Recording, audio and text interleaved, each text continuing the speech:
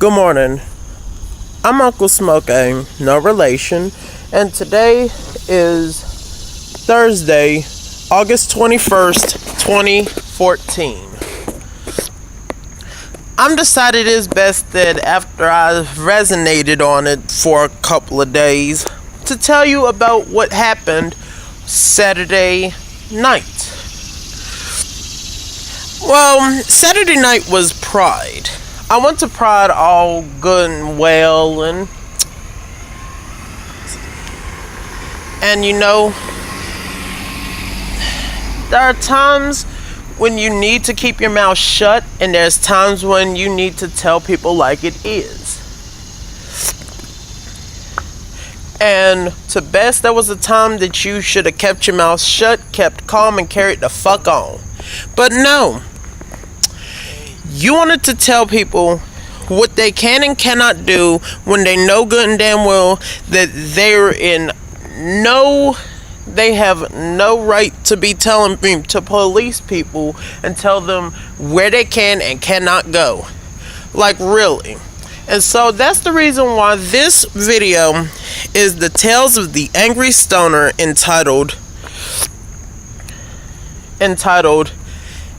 ACLU, HRC, unemployment line. Okay. Saturday evening about 7:45, I went to walk my guy friend over to the bus stop, in which my guy friend, he could catch either the Route 3, the Plaza, Route 4 Country Club, or Route 23 Shamrock Drive to get to where he needed to go. He told me because of the fact that he was not wearing the right shoes, and I wasn't wearing the right shoes either. I was trying to look sexy, but my feet ended up having a horrid outcome instead.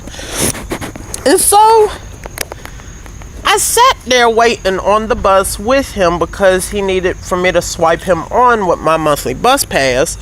And he told me that I need him, and I was looking at the constable at the security guard. I'm not gonna give him the right. He's not a constable. He don't act like one.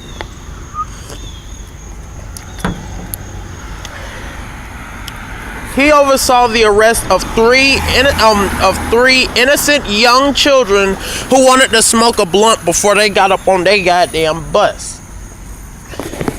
The way cats were acting on Saturday night, honey, you needed all the reefer you can get because all them buses were late. Every single one of them. Whether it's the Route 11 North Tryon, the Route 17 Commonwealth Avenue, the Route 34 Freedom Drive, the 39 Eastway. The train was the only entity of Charlotte area transit system that was not affected in any way, shape, and form. If they were affected by any way, shape, and form, it's because all the people who went to Pride and to go out and party, have sex, this, that, and the third, they parked their cars at the park and ride just like they were supposed to and took public transportation to get to where the fuck they needed to go to. That was the only problem that was affected. But you know what? 7:45, lo and behold, three young black kids were right across from the transit center smoking reefer, in which I don't have a problem with them smoking reefer. It's rather them smoking reefer or out there fighting. I'd much rather have them out there smoking reefer. But no, Bess had to go outside of the jurisdiction to make sure that they can go to jail and be banned from cats.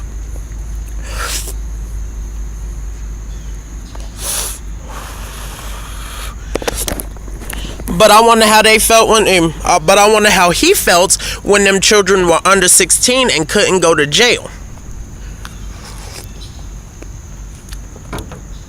Yes, they were released to their parents, and no charges could be laid. And so, after I got finished with that, I went up to Circle K, got me a Four Loko, went back down to Pride to hear 7th Streeter. Her and her tacky behind, she was lip syncing. Except when she was like, honey, she was lip syncing throughout that entire performance. Then because I already missed one bus, because everything was all situated by 9:30, and my bus came at 9:45, and I was and it took me 30 minutes to get from, and it took me till 9:50 to get back to where I needed to go. I walked to Circle K, got me a natty daddy, which is the absolute shit. 8% alcohol content. Went and drank that and waited on the number, and I tried to go into the transit center to catch number 3. And so I made my way up to the transit center. All right, I was accosted by this guy who claims that I owe him money and this, that, and the third, and I don't owe that motherfucker nothing. So I had to tell him. Right. And then, best, I walked down the transit center and he said, turn around. Like, let me tell you something.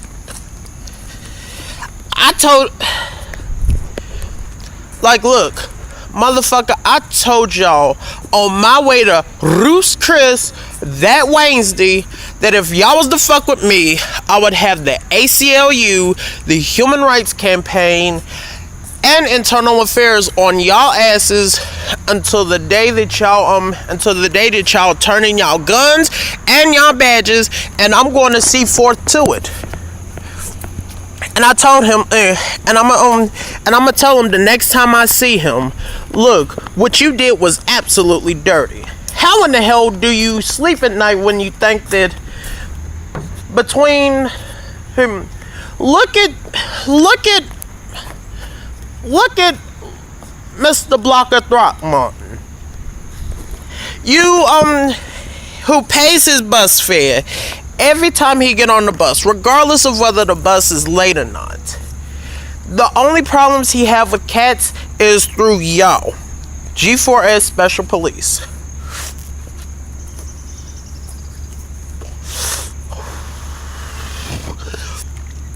Bus drivers have the assurance that if I get to their bus, that if I catch their bus and my eyes are red and I am smiling, they know that they will have absolutely no problems out of me, and they can go as slow as they wanna, they can go as fast as they wanna, and I won't give a shit.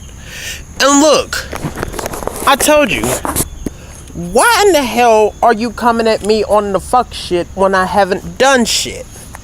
When I do shit, then you have the authority to come at me with the fuck shit.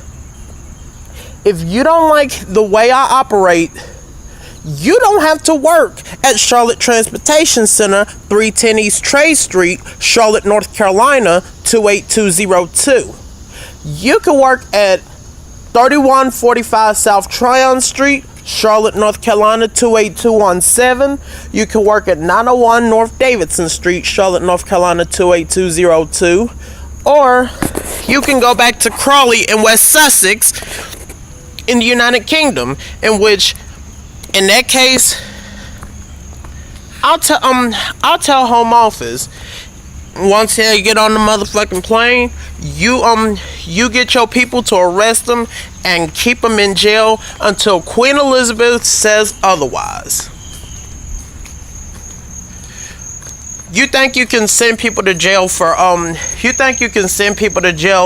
for trying to do the right thing and use Charlotte area transit system as a sober chariot to getting their asses home when they have the appropriate bus fare, $2.20, or the $88 for a monthly bus fare, which will take them anywhere on a local route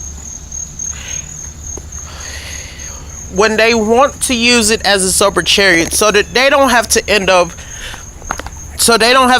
6 hours in the drunk tank for driving a 2001 Honda Accord LX down the motherfucking highway and end up blowing a .12 on the friggin' breathalyzer. For real. You gonna waste your time and our tax dollars on that. Seriously. Get your priorities straightened out, and you need to get your priorities straightened out fast. Because within the next week, if y'all don't get that priority straightened out, I'm gonna tell the judge I'm gonna take this to trial, and I want to sue them for everything they got, because I ain't do nothing Saturday night except enjoy myself like a 23-year-old should. And if you don't like it, you don't need to be working.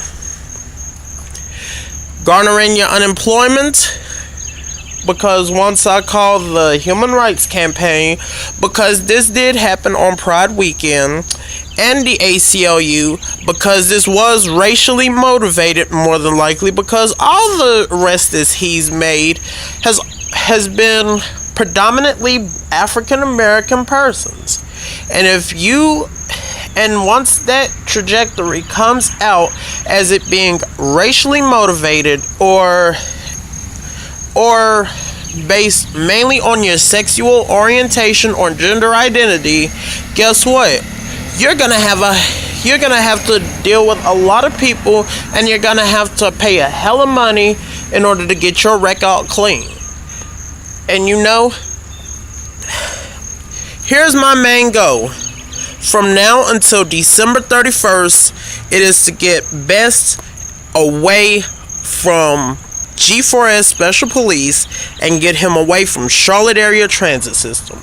Because I'm not going to continue paying money to ride on bus, and to ride local express and express plus buses that I'm not going to get anywhere with.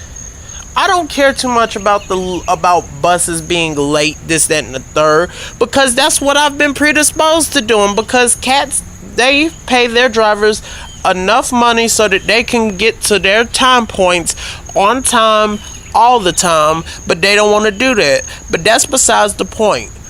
What's the point right now is that if I'm using your services, I need to be able to utilize your services at all of your transportation centers, at all of your community centers, at all of your train stations, at all of your junctions. So guess what? You'll hear more about this on August the 28th. And there's nothing that Mr. Faggart can do, because I'm going to tell him I have absolutely no choice, and because I called you Saturday night and I asked you to call me as soon as you leave as soon as you get into your office. You haven't done that. Guess what? That leaves me absolutely no choice. I got the papers. I'm going to sue. I have had it. I'm Uncle Smokey, signing off.